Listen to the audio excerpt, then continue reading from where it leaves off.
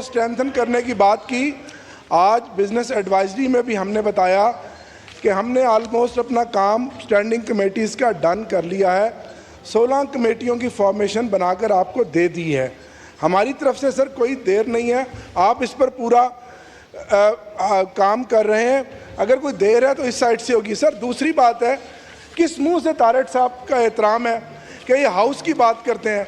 Sir अभी पिछले दिनों 2 ऑर्डिनेंस, एक नैब का ऑर्डिनेंस आया और दूसरा सर इलेक्टोरल रिफॉर्म्स पर ऑर्डिनेंस आया। सर नैब पे वो जो रिमांड है 40 दिन से बढ़ाकर दोबारा 14 दिन से बढ़ाकर 40 दिन कर दिया। सर जब इन्हीं बेंचों पे अपोजिशन में ये लोग बैठते थे, इतने लंबे लंबे आंसू बहाते थे कि ये जो 14 दिन है, 302 का कैदी जो है उसका भी 14 दिन है, ये 60 दिन बड़ा जुल्म है। तो सर अब ये मुझे बताएं, 2023 अप्रैल में 1 साल पहले ये सर नैब ऑर्डिनेंस में तरमीम करवाई है इन्होंने और नैब में। तो सर 1 साल के बाद कौन सी क़यामत या इमरजेंसी आ गई है कि उस 14 दिन को फिर 40 दिन के लिए कर दिया? क्या है वो? है कैदी नंबर 804 का डर और खौफ। वो इमरान खान को बहादुरों की तरह जेल में बैठा हुआ है। और सर ये जितने मर्जी झूठे मुकदमात बना दें, तोशा खाना के और मुकदमात बना दें, कादर यूनिवर्सिटी का बना दें, सर वो बहादुरों की तरह जेल काट रहा है। जो साइफर केस का हाल हुआ है वो इन झूठे और बेबुनियाद केसों का होगा। सर अब मुझे बताएं कि लॉ मिनिस्टर साहब क्या उस 14 दिन के रिमांड को डिफेंड करेंगे या 40 दिन के रिमांड को डिफेंड करेंगे? यही लॉ मिनिस्टर थे उस वक्त। सर दूसरा ऑर्डिनेंस है सर, वो है इलेक्टोरल रिफॉर्म का। जनाब स्पीकर 2013 की असम्बली में मैं था, मैं आपको क्रेडिट देता हूँ। आपने बड़ी सिंसियर एफर्ट से एक parliamentary committee for electoral reforms बनवाई। सर इसहाक डार साहब उसके चेयरमैन थे। इस हाउस में सर मेंबर बैठे हैं, खालिद मकबूल सिद्दीकी साहब मेंबर थे, फारूक स्टार साहब मेंबर थे, इजाजुल हक अपनी जमात की तरफ से थे सर, ये मेंबर थे। सर हमारी तरफ से आरिफ अलवी साहब, शफकत महमूद साहब मेंबर थे। सर 3 दर्जन से ज़्यादा कमेटी की मीटिंग्स हुई और सर उसमें यह तय हुआ कि जो इलेक्शन ट्रिब्यूनल्स बनेंगे उसमें रिटायर्ड जजों को नहीं डाला जाएगा। सर नाचीज़ ने भी वो कमेटी की मीटिंग अटेंड की।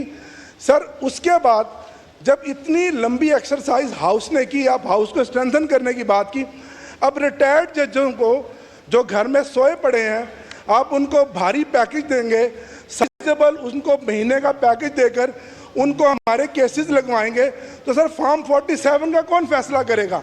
सर 120 दिन में तो रिटायर्ड जज ने फैसला नहीं करना, वो 5 साल तक लटकाएगा क्योंकि उसकी तो नौकरी का मसला है, उसने तो फैसला नहीं करना। तो सर हम जब ऑर्डिनेंस देते थे कहते थे जी आपने तो ऑर्डिनेंस फैक्ट्री बना दिया है। सर अभी तो हाउस चल रहा था, तो क्या ज़रूरत और क्या जल्दी है? तो सर तय हुआ कि ये नहीं चाहते, ये बैसाखियों वाली जो हुकूमत है जो फॉर्म 47 पे है कि हमारे ट्रिब्यूनल्स में जजेस फैसला करें। सर इससे बड़ी कोई धांधली होगी? जवाब दें लॉ मिनिस्टर। इजाज़ साहब आप इस पर ही बात करना चाहेंगे? 1 मिनट इनका ले लें फिर ये करते हैं।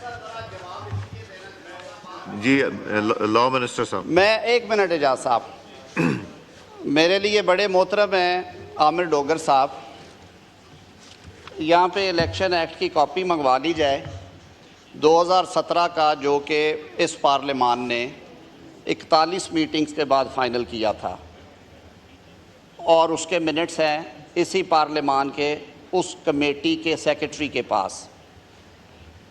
मैं फ्लोर ऑफ हाउस के ऊपर ये बात कर रहा हूँ कि 2017 के इलेक्शन एक्ट जिस पे तमाम सियासी जमातें जिनकी 1 सीट थी उनके अरकान का भी दस्तखत हैं, सेनेट के लोग भी थे। ये बात मैं फ्लोर ऑफ द हाउस पे कह रहा हूँ, उसमें अगर एक कॉमा फुल स्टॉप का फ़र्क हो मैं ज़िम्मेदार हूँ। उसको बहाल किया गया है। जो तरमीम 2018 वाली असेंबली ने की थी और रिटायर्ड को निकाल दिया था उसको दोबारा डाल दिया गया है। ये मैं फ्लोर ऑफ हाउस पे कह रहा हूँ। अगर ये मैं गलत बात कर रहा हूँ आई विल रिजाइन हेयर। जी 2017 का इलेक्शन एक्ट अभी पढ़े जाके आप पढ़ लें। मैं फ्लोर ऑफ हाउस पे कह रहा हूँ I will resign right now. Floor of house पे ये बात कर रहा हूँ। 2017 के इलेक्शन एक्ट की जो लैंग्वेज थी सेक्शन 140 उसकी लैंग्वेज थी अ पर्सन हु इज और हैज बीन जज ऑफ अ हाई कोर्ट। ये लैंग्वेज गौर साहब इसको अभी कंट्राडिक्ट कर दे 2017 के ओरिजिनल एक्ट को, I will be out of things. ये ना किया करे बात, ये बाद में तरमीम आई थी 2018 की असेंबली ने ये तरमीम की, कुछ और तरमीम आई, उन्होंने रिटायर्ड का लफ्ज़ निकाल दिया। स्कीम ऑफ थिंग्स में ये है कि इलेक्शन पिटीशन डिसाइड होनी है 6 माह में। हाई कोर्ट्स ने चिट्ठियों में लिखा कि हमारे पास 82,000 52,000 मुकदमात हैं, हम इतने देंगे, इतने लोग नहीं देंगे। उसके बाद खैंचा तानी रही उसके ऊपर। इदारों के हवाले से कॉन्स्टिट्यूशनल बॉडीज़ हैं, हम सारी सब इदारों की इज़्ज़त करते हैं, वो अदलिया है, वो इलेक्शन कमीशन है, वो पार्लियामान है, सब ने अपनी हदूद में रह के काम करना है। अगर कोई इदारा दूसरे इदारे की टेरिटरी में जाके चीज़ें खींचेगा और अपने मकासद के लिए करेगा तो फिर पार्लियामान ने अपना काम करना है। ये ऑर्डिनेंसेस असेंबली इन सेशन नहीं थी, दिए गए हैं, ये ऑर्डिनेंसेस ले हो रहे हैं आपके सामने, ये प्रॉपर पार्लियामेंट होंगे, आप उनको पास करें, आप उनमें तरमीम करें, आप उनको रिजेक्ट करें, ये आपकी स्टैंडिंग कमेटीज आपको रिकमेंडेशंस देंगी, वोट के ऊपर तय होगा, कोई रॉकेट साइंस नहीं है।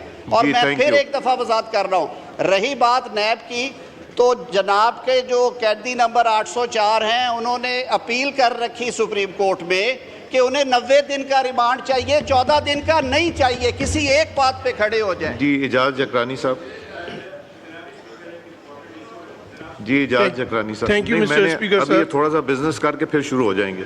जी इजाज़ साहब। स्पीकर साहब, यहाँ कमेटीज के हवाले से